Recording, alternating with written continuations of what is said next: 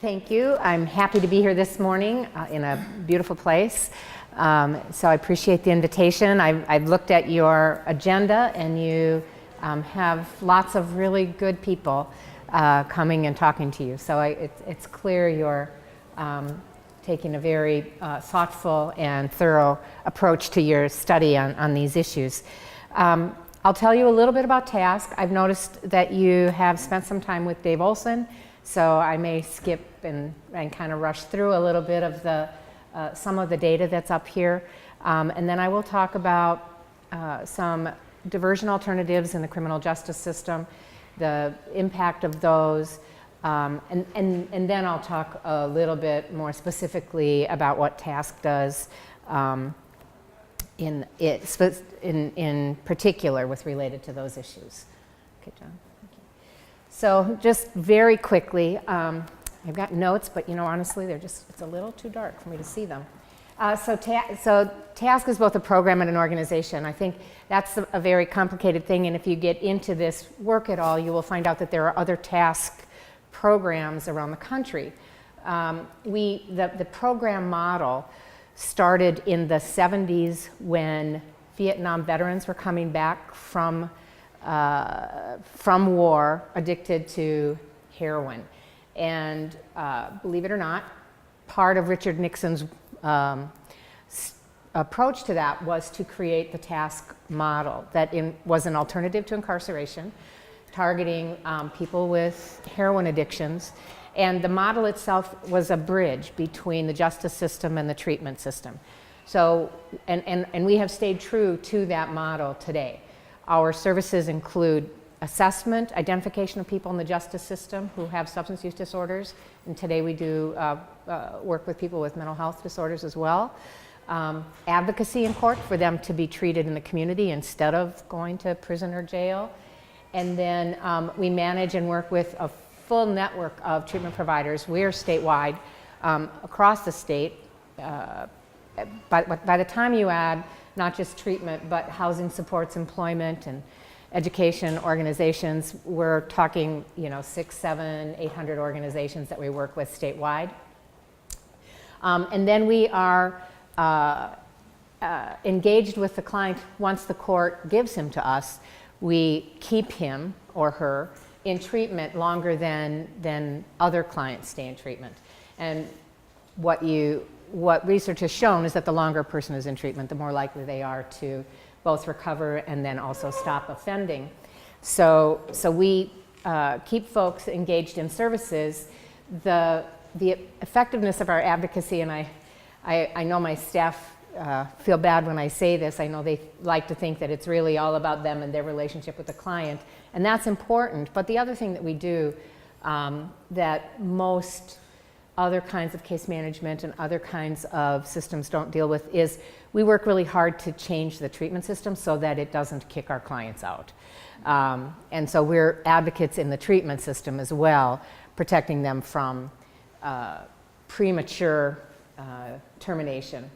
And that's the model. That's the model. If you hear about TASC programs around the country, that's what other folks are doing as well. We are also the largest independent nonprofit TASC organization, meaning there will be TASC programs associated with probation departments or treatment programs and the like, but we are our own separate independent case management agency statewide.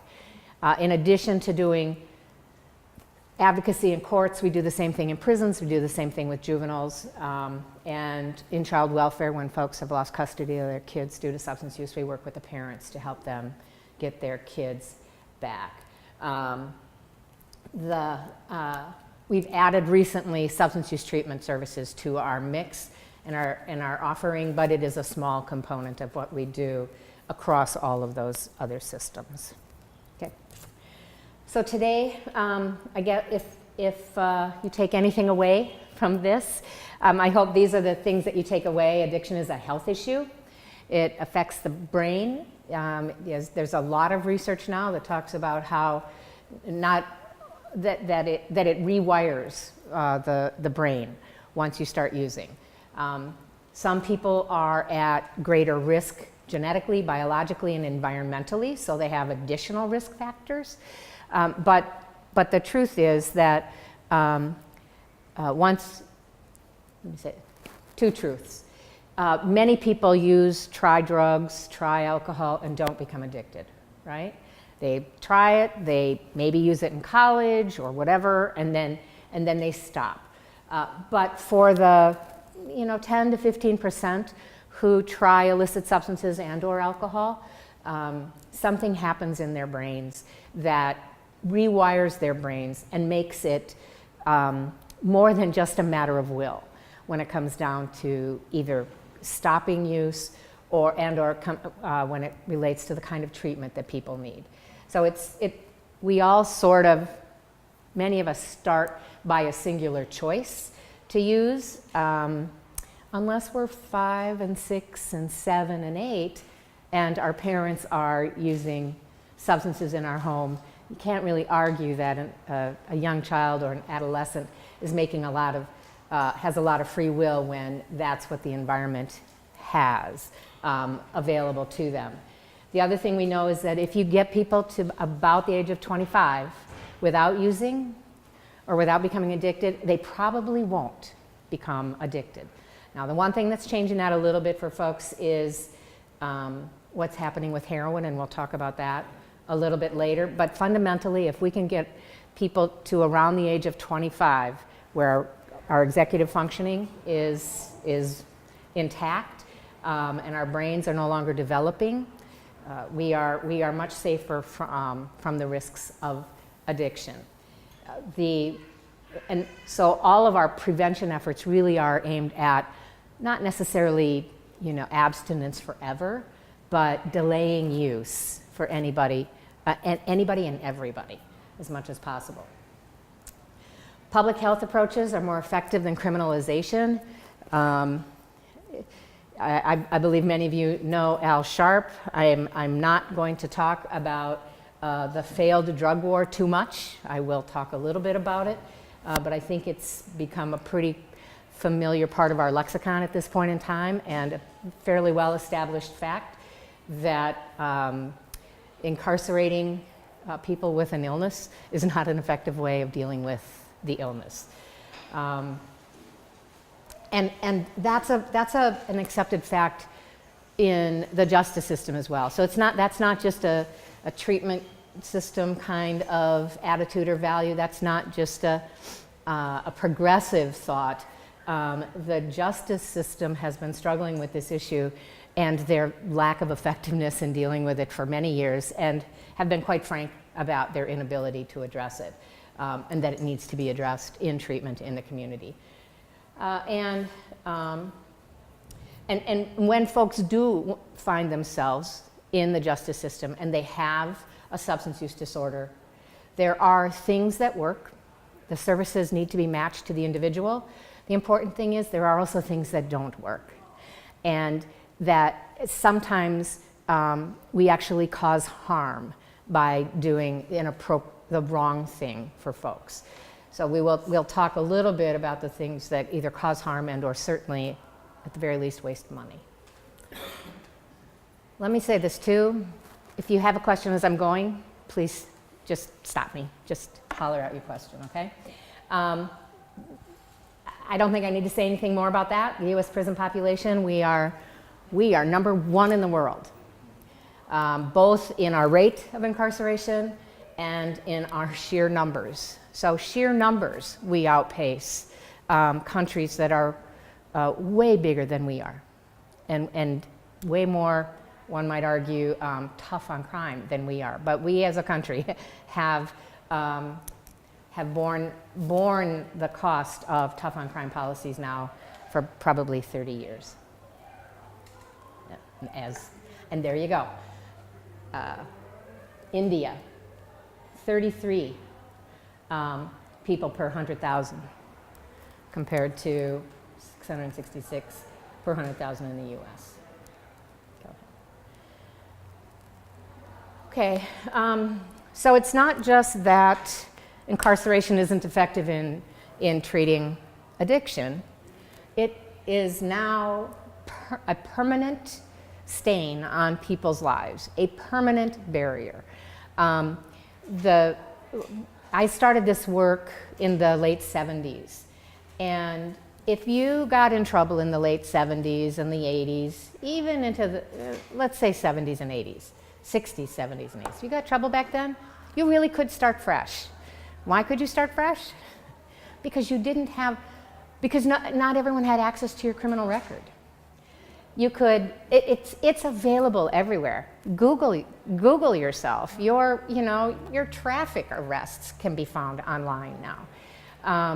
So it's really impossible to erase and or start fresh and or start new, given just the availability of the information, which is public information, right? Your arrest record, your conviction record, that's public information, so it's out there.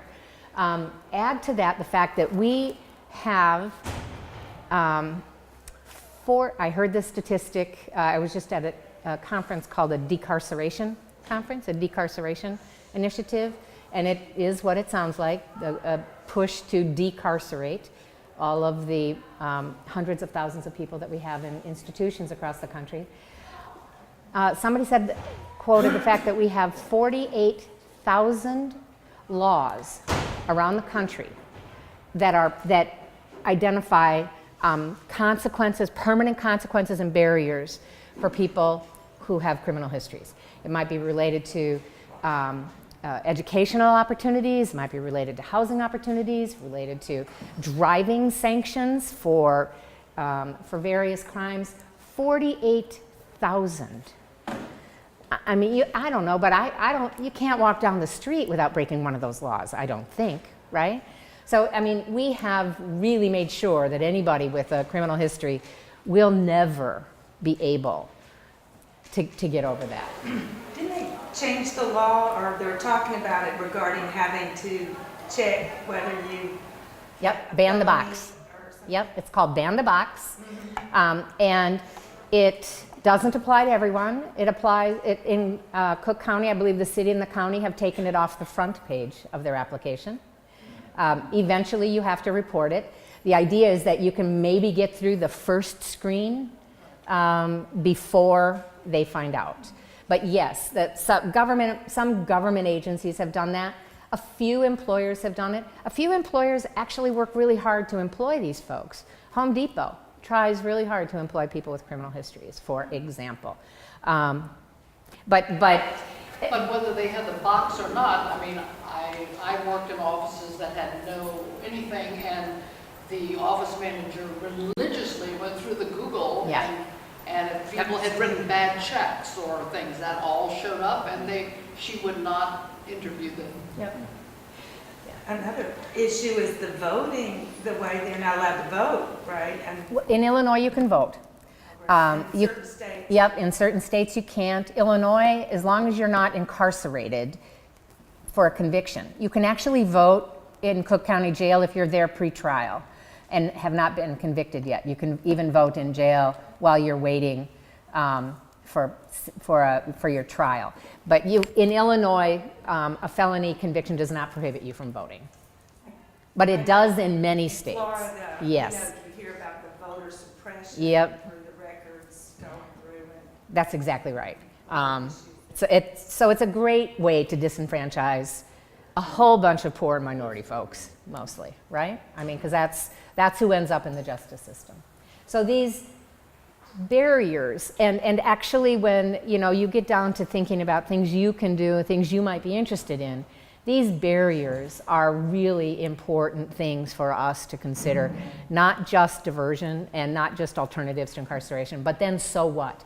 Because what I will tell you is that without access to housing, our clients who are in recovery, our clients who are not committing crimes, if they're homeless or if they're couch surfing or if they can't get their own apartment, even though they've got a job, they can't get an apartment, they're gonna relapse. They're eventually gonna reoffend because they can't live a stable life out of a car.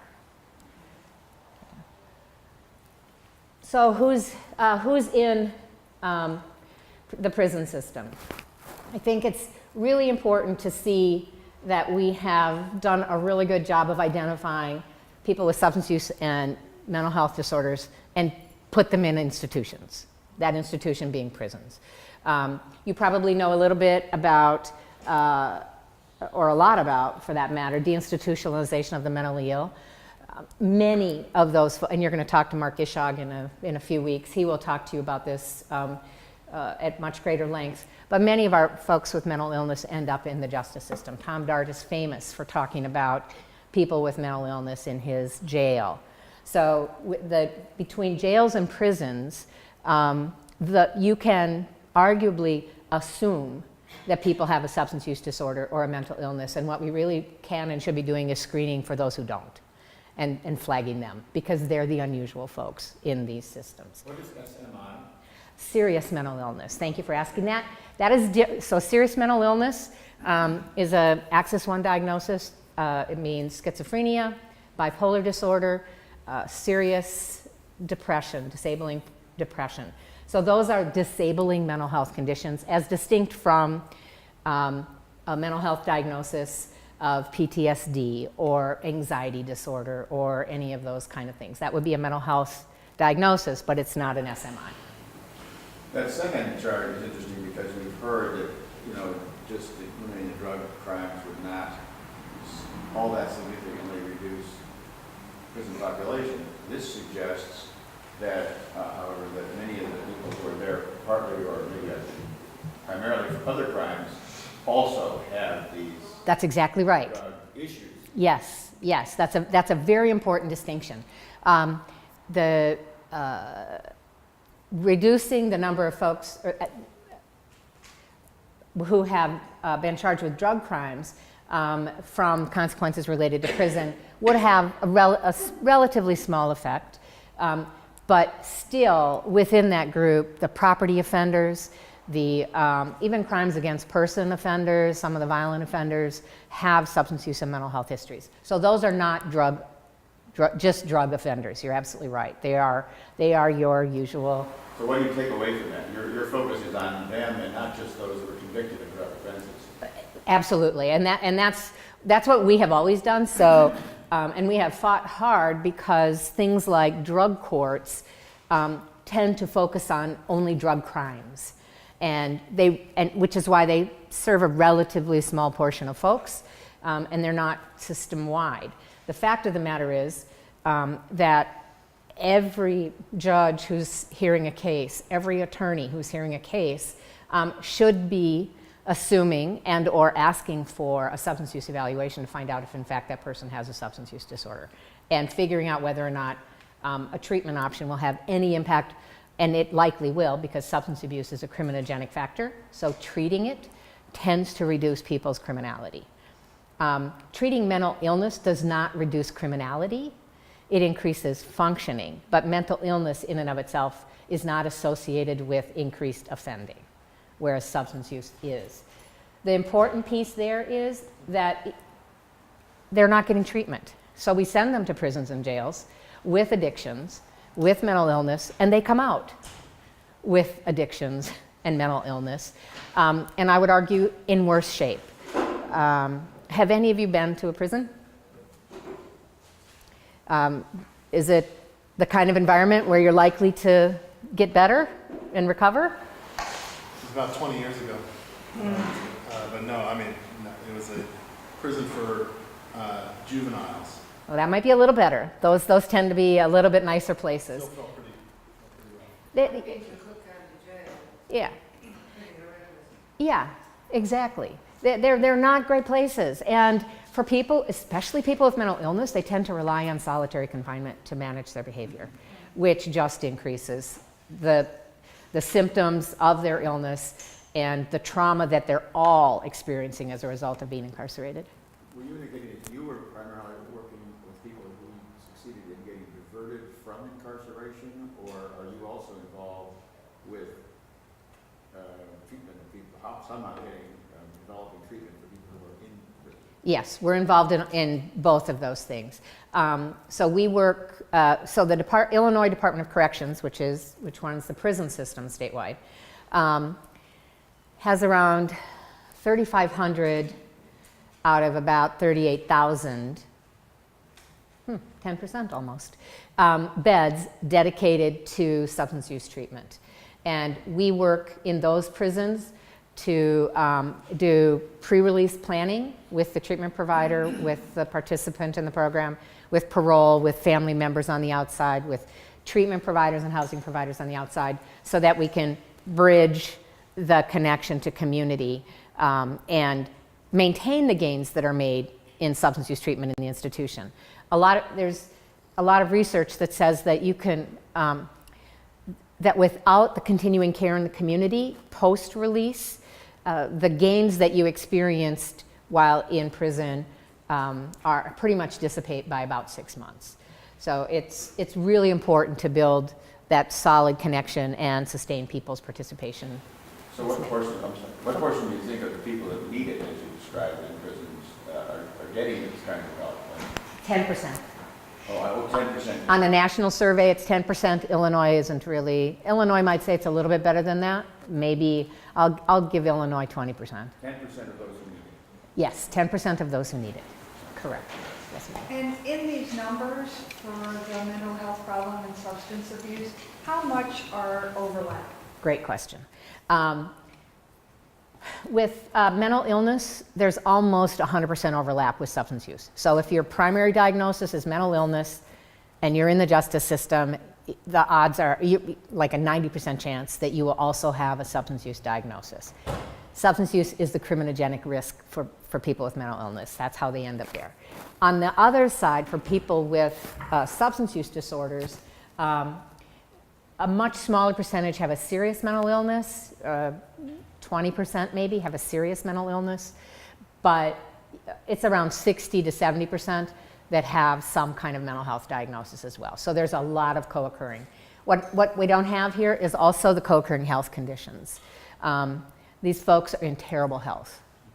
They've maybe never done anything to really take care of their health, but the co-occurring health conditions are a significant issue. They're a significant risk for relapse when you have a substance use disorder, and they're a significant cost for the Department of Corrections to pay for, because while they're not entitled to substance use and mental health treatment while they're in the institutions, they are entitled to health care. So regardless, they're going to get health care. Yes? Yeah.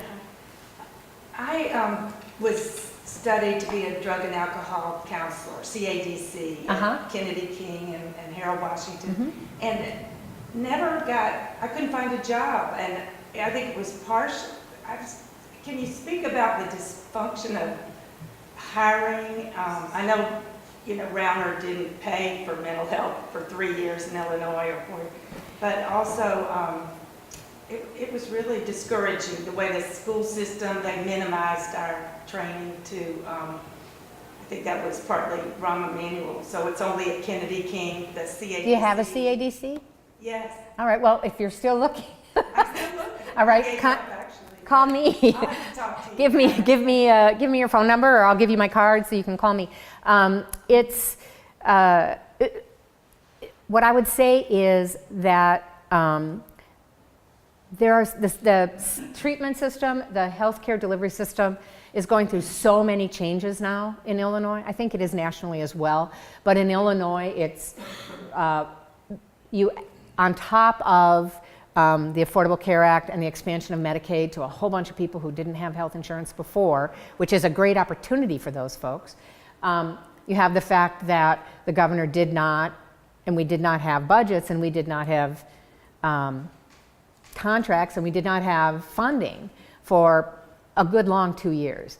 And the nonprofit world is not built to sustain and float the state of Illinois for 2 years on the hopes that they're going to get paid. And so hiring folks during that period of time almost felt irresponsible, because I was paying the folks I had.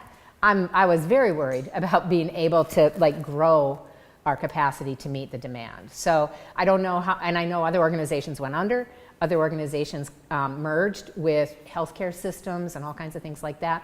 So the system is really going through huge transformation's a nice word. Crisis and chaos is kind of how it's experienced by a lot of folks. So, not to justify it, but rather kind of explain where the system is at. Maybe it's getting better. I think we at least got a budget this year, right? Right, And we've got right. contracts, so the comptroller's going to pay us, and we can predict that. Just one opportunity was that getting an internship. You get a CADC, but you have to have an internship, and in order for it to be really a CADC. Yep. And that was a real gap because it was just crazy. But so an opportunity, maybe we can talk about Sure. more internships. Yep. Yes, sir. Yes, I got here late, so I apologize. So I'll withdraw the question if you've already talked about it or already Okay. talked about it. But I've worked with a couple of felons in terms of job opportunities. And, you know, the question, are you a felon on the application, is just a tremendous Yeah. barrier and obstacle. And I was just wondering if there's some answer to that problem. Thanks. Well, we did talk a little bit about it. There are some companies that actually work hard to hire people with criminal histories, and one of them is Home Depot. Government hiring practices in the state of Illinois are supposed to move that question from the front page and from the first thing that they ask a person to much further down the road, so that they can figure out whether the person meets qualifications. And one of the things that toward the end, when I have like what you all might want to consider doing, I would suggest that there's a lot of advocacy that needs to be done about these barriers that stand in the way of people really getting a second chance and really getting their lives on track. Thank you. Okay, so I've talked about chronic health conditions. I'm going to talk a little bit about disproportionality. That continues even as arrests go down. I would be remiss if I did not say, and I don't have a slide about this, but crime rates are way down. Arrest rates are way down. Chicago is affected by a violence problem right now, but I would remind you, not that it makes it feel better today, and so I'm always hesitant to say this, it's still not as bad as it was during the crack epidemic, okay? So the difference was, at that point in time, gangs were killing each other, and right now it feels like there's a little bit more randomness to some of the victims who are finding themselves in the path of these bullets. But the fact of the matter is, even violent crime, certainly nationally and in the state outside of Chicago, is definitely on the decline. And yet, disproportionality persists. Most of the people, men and women, are parents who end up arrested, in jail, and in prison. So when you think about the fact that when you have an image of somebody in your head who's being arrested for a burglary or an assault or a drug crime, sales, etc., it's a pretty safe bet that you can throw in a couple of kids in that picture. And just remember that as well. And then it goes without saying, people who live in resource-poor communities are definitely policed at a high rate. Okay, keep going. I hate these. Keep going until all the numbers pop. There we go. Okay, so this shows incarceration rates. Remember, in the U.S. it was 666 per 100,000, if you remember. For African Americans, it's 2,700 per 100,000. So disproportionality. At any one time. That's the rate. That's the incarceration rate. So 2,700 people per 100,000 in the population. Yes. So that has not gotten any better. There are a variety of efforts that people are undertaking in order to reduce that. I will tell you, I've not seen much that's effective. So for example, when marijuana, let's turn, maybe that's going to be one of the next. Okay, let me just tell you the marijuana thing, and then we'll look at it again in a second. Arrests for marijuana went way, way, way, way down because now marijuana possession for personal use is decriminalized, right?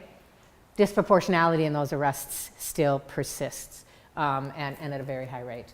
So here's the point about children affected by having parents in prison. 1 out of every 28 kids has a parent behind bars. Now, when I went to school, maybe 28 was a little high for a classroom, but the thought that every kid, at least one kid in every classroom, has a parent in prison, and obviously in some communities, half of the kids in a classroom have parents in prison, is pretty significant. It has grown here, it says 80%. 2/3 of those parents are in prison for nonviolent offenses. So if you think that prisons are for people with violent histories, violent crimes, that would make sense. I would sort of think that too. But in fact, many people are in prison for nonviolent offenses. Are there not-for-profits or community organizations that support families whose parents are in prison so that those children have additional resources? So the big thing that people have been trying to do is continue to ensure connections to the parents.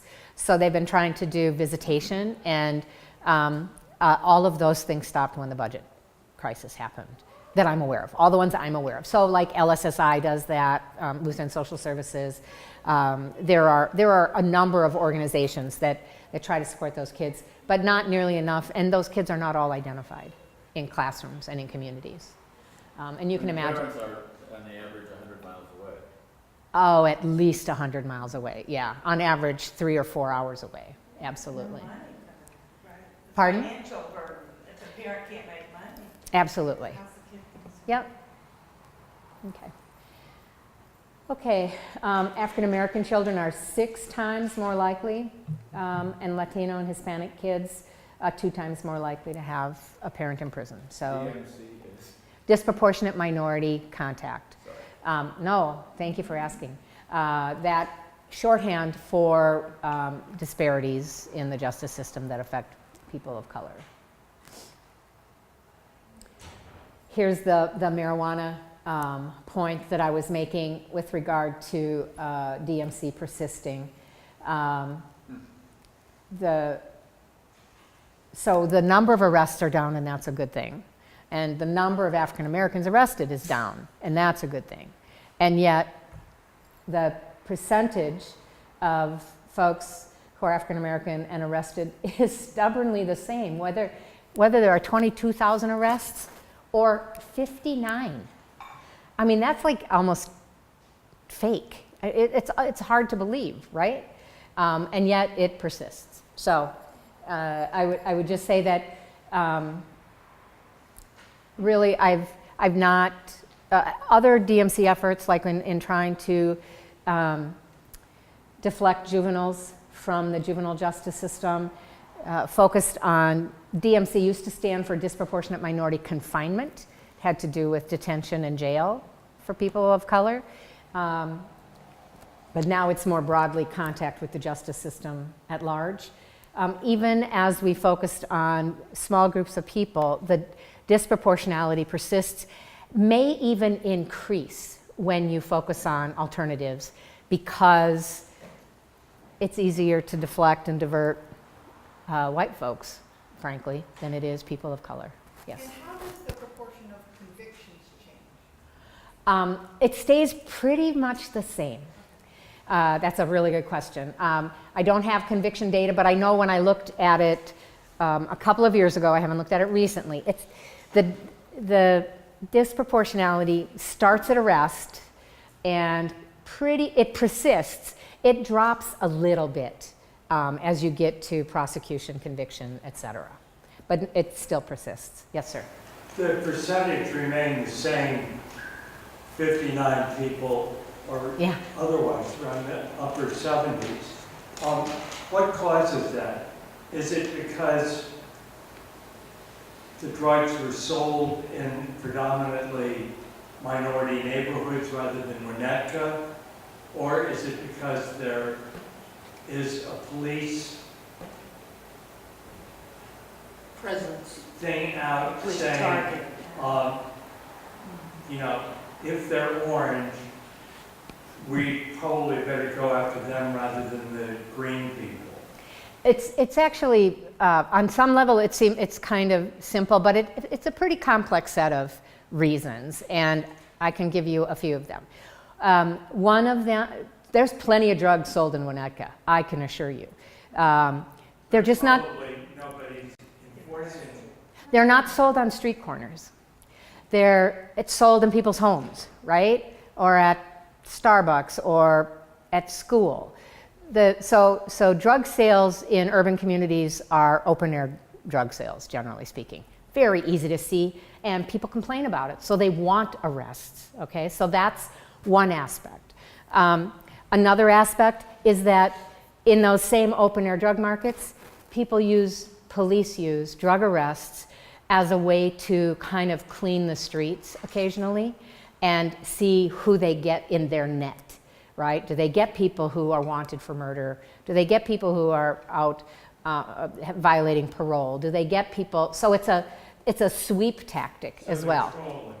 Yes. And then there is implicit bias, and institutional bias, racism, et cetera, that exists as a part of that as well. But there are police practices, there are strategic decisions made, and then there's racism and bias as well as a number of contributing factors. So it's very recalcitrant, the problem itself. It's obviously low-lying fruit. It very much so. Those street arrests are... A Starbucks in Yep. Winnetka is... Yeah, that's exactly right. You have to do a lot more footwork to get from house to house to house in the suburbs than you do. Selling green tree meadows. Yep, that's correct. Yes, ma'am. I was on a grand jury in Chicago, just focused on drugs, and they told us that their policy is, they want to go after a guy with just a little bit, pick him up, and they go, don't worry, he'll get a fair trial, but that way he'll tell on the big guys. So it was a deliberate policy, and that needs to be challenged, really, because then you find out that 98% are plea bargained, or I think also that policy of, the kid is probably going to get killed if he gets put back on the street, and chances are he told on the big gangster. Well, it's absolutely a part of the investigative practice. Plea bargaining, it's not like Law and Order on TV where everyone gets a trial and a jury and all that kind of stuff. That almost never, ever, ever happens. And so that is also a factor. I was at this conference called Decarcerate, and a professor from Harvard was there, and he said, I'm going to say something that may seem incredibly obvious and sort of unnecessary. But he said, one of the first things to do to reduce prison populations is to not put innocent people in prison. Don't arrest, or you can arrest innocent people because it's a part of your investigation, but ultimately don't convict innocent people. And we know about the innocence of some very high profile cases related to murder where there's been DNA evidence and all of that. But if you look at the John Burge stuff, we also know that people are forced into false confessions. We know that eyewitness testimony is the most unreliable testimony there is. You mean John Howard? No, John Burge. The police the sergeant who routinely tortured folks into confessions of things that, and the attitude there was, well, you did something. So, you're black, you live in a poor community, you've done something, we're just going to get you for this, just confess. And honestly, there are people who plead out cases for exactly the same reasons. Not because they necessarily convicted or committed that crime, because they know, well, maybe they could have got me on something else, and they didn't. Or that's what their lawyers say. And I just want to get out of jail, so if I get time served, in other words, if I plead guilty today, don't go to court, and they'll give me time served, I can walk today. And people make those decisions. And then those convictions add up, and they're used in sentencing every subsequent time. And I think the most important thing about all that practice is innocent people get convicted. And I don't know, I remember in social studies learning that it was more important that 9 guilty men go free than one, I mean, it was more important that one innocent man was not incarcerated than 9 guilty men go free, right? That was what I learned. And I foolishly, I must have learned it as a teenager because I really believe it. But it's not our practice. It's not our practice at all.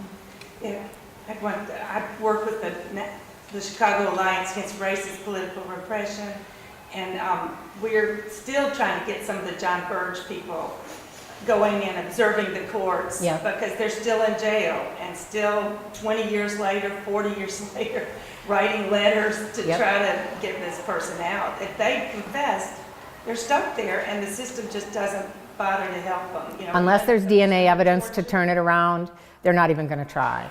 There's 147. We tried to just get Browner to just let them all out. Yeah. Write the letter writing campaign. Yep.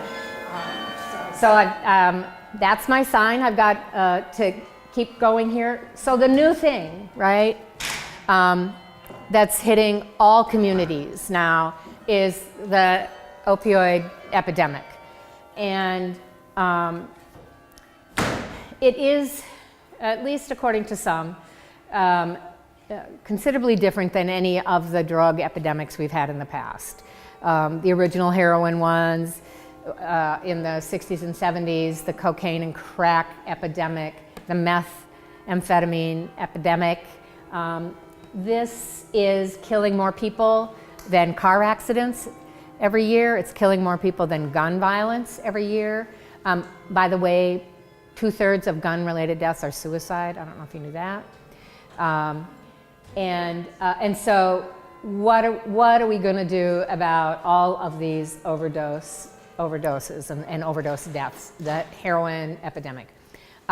You probably know that a lot of this started from the perspective of pain relievers and doctors prescribing pain relievers at an enormous rate.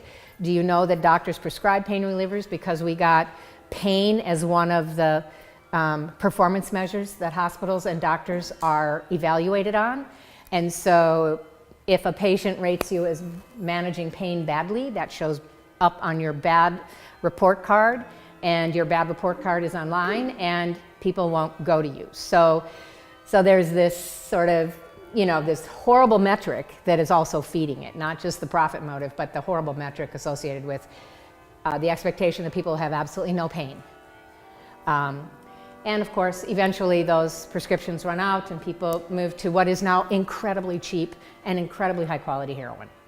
And as much as people were dying from heroin, you've probably heard now that the synthetic fentanyl is killing people, and versions of that, carfentanil, way more powerful than heroin. And so we are really, it really is truly a very deadly epidemic at this point in time. I've heard that drug that will save you in an overdose is harder to get, right? The Narcan? You're supposed to be able to buy it at Walgreens. Yeah, as of last week. What? As of last week. Yep. Oh, really, for cheaply? Yeah. I don't know what the price is. Do you know the price? It didn't seem expensive. I mean, I glanced through the article. Okay, It yeah. seemed not- So it's available. No prescription? No prescription. Standing orders. I don't know if it's affordable because I haven't gone yet. I intend to go to my Walgreens and see if they have it. But honestly, everyone should have it. A colleague of mine walked off the subway or the CTA the other day. Somebody was overdosing. The CTA guards were standing around laughing. She said, did you call 911? They said yes. She didn't believe them, so she called 911. She didn't have Narcan on her. Another of my staff saw somebody on the street overdosing, got them to a hospital. People are dying in library bathrooms. They're dying in, all kinds of places. And so just having Narcan, and it doesn't hurt somebody if you're wrong. Say I passed out, something was wrong with me, and I had a high blood pressure incident or something, and you mistakenly thought that I was overdosing and you Narcaned me, it doesn't hurt me at all. So there's virtually no risk to it. So the point I want to make about diversion is that we can make a different decision at every point in the justice system to get people out. we don't have to wait till they get to prison or they're ready to be sentenced to prison to do an alternative to incarceration. We can make a decision at arrest to not arrest. We can make a decision at prosecution to divert to other options and not prosecute, or hold the prosecution in abeyance until a person successfully completes some obligation that they have to the court and the community. We can make different decisions throughout the continuum than we have in the past, and we should. And if you know anybody going into the justice system, you should be advocating and asking for that at every point in the continuum. So, police-led diversion programs are blossoming everywhere. Nothing like, coming up on a whole bunch of people dying to cause police to change their approach and their minds about what they need to do with regard to an opioid epidemic. I watched Blue Bloods the other night, and there was a heroin overdose on there, and the police officer did the Narcan, but then they arrested her. That's not that common. If people are overdosing with the police and they reverse the overdose, if arrest is the only option they have, that's what they will do. But by and large, they're trying to get him into treatment. And some of them have very organized strategies, like in Lake County. Others do it sort of ad hoc and randomly based on their own experience. But police are thinking very differently about what to do with people with substance use disorders. And yes, I would say, one, it has to do with the fact that a lot of the folks who are overdosing are white. Let me be clear about that. This epidemic is making it really possible to have very radical justice system reform changes with regard to how we deal with addictions. African Americans benefiting from those? Yes, Even though they're driven that is our goal, to make sure that they do. So for example, I don't want Lake County to be the only place in Illinois doing these reversals. I want to make sure that Chicago is expanding and doing the same kind of thing. Chicago's not doing it full scale, but they are starting to do it. So yes, and in communities of color, right? Not just on the northwest side or southwest side or something. Yes? Are you working with the police to help them, since you're aware, maybe you could do some reform leadership with the police? We definitely are. We're talking with the police department, trying to find money for some of the services, and trying to help them get them organized. We're also doing that nationally with law enforcement. So we're learning a lot about how police are doing it all around the country. And one of TASC's major goals, outside of getting people into treatment and recovery and out of the justice system, is to shrink the justice system. And the best way to do that is to close the front door. And what's the front door? Police arrest. So if we can, and police, when they're confronted with a situation, have to do something. I have become very impressed with the urgency they feel and the demand that they feel to do something every time they show up. They can't just turn around and walk away. Domestic violence, drug addiction, kids acting out, they have to do something. So we have to give police options so that what they do is not arrest. And what they do is deflect and divert people into treatment, into care in communities. And then communities have to have the resources. So the other thing that advocates need to do is ensure that there are resources to treat these folks, that there are good linkages and good care. So I know we're in a time crunch, but I don't know if I'm going to articulate it right, but we've talked a lot about how Cook County Jail is the largest mental health provider in Illinois. So what is the pie in the sky alternative to that? Because it's tiny program versus tiny program for 10 beds, 12 beds, 14 beds. So you're going to talk to Mark Ishog, and I would, if you're here that day that he comes, I would ask him. I don't think Cook County Jail he may be the largest mental health provider. Okay? Mark Ishog from Thresholds. So I'll ask him. Ask him.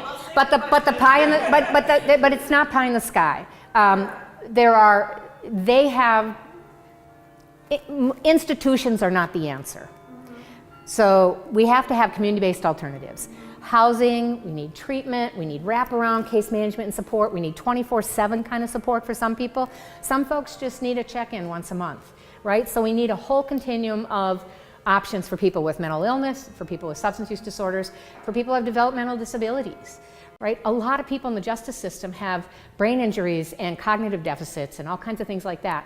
They're not, the dangerous criminals that we're led to believe they all are. Now, prisons and jails are criminogenic. Going into them makes you more likely to reoffend. Just 3 days in jail increases your risk to recidivate 40%.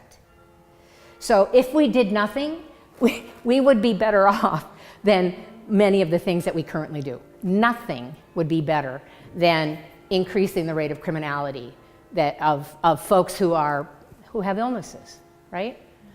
I'm trying to rush here. I've got 1 minute. Let me tell you a success story instead.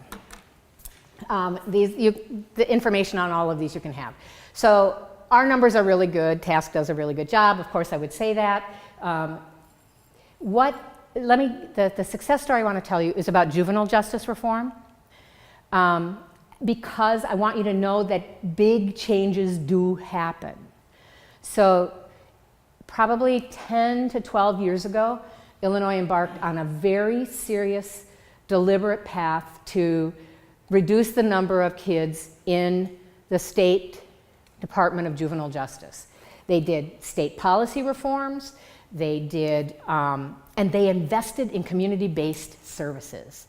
And they invested in them in communities that didn't have them. So communities in rural Illinois were dramatically changed through these investments, small investments.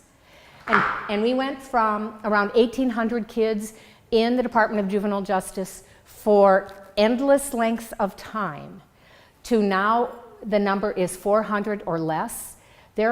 I think there may be like 5 girls in the Department of Juvenile Justice, and some of them aren't even there because they're serious criminals. They just can't find a placement, so they're having to hold them until they're old enough to be emancipated. So we have closed juvenile institutions all across the state. Cook County arrests, don't quote me on these numbers, but you'll get the proportion. Arrests around, arrests, not station adjustment, arrest contacts with youth, around 24,000 a year. At least that's the last number I kind of remember. You know how many of those kids get on probation? Less than 2,000. The rest are diverted. The rest are diverted to all kinds of pre-conviction alternatives, treatment alternatives, school alternatives. We're working on a project with Lurie Children's Hospital. There are just tons of alternatives for adolescents because we recognize that if we intervene and give them a chance for their brains to develop in a healthy way with all kinds of resources and support, we can bend the curve. And we have bent the curve on juvenile incarceration and on juvenile crime. We can do the same thing with adults. Just by dealing with substance use and mental health disorders, we could do the same thing. By not arresting people, we're doing the same thing. The prison population, I don't know if Dave told you this, I just heard, is down by 7,000. I was on the Criminal Justice Reform Commission. It had nothing to do with anything we did so far. The laws and practices that we advocated change. So it had to do with the decrease in arrests and decreasing crime rates all across the country, all across the state. If we implement the policy recommendations, it will be even better. So reform can happen. We can make change in these systems. But what we have to be able to do is ensure that the people that we have arrested, incarcerated, and built up long criminal, and I'm saying we arrested them, we built up long criminal records on them, we have to find ways for them to have jobs and housing. Back to your question. We have to be able to either blind those or, if we've got the technology to Google everybody, we should have the technology to globally erase it. That's a primary diversion tactic too, because Right. it's diverting people from a life of crime. Yes, absolutely. So we know what to do. That's the other thing. It's not a mystery. We do know what to do to make these changes. We know what's effective in treatment. We know what's effective in criminal justice supervision. We know what's effective in preventing reoffending. We know all of those things. We just need to do them. Thank you.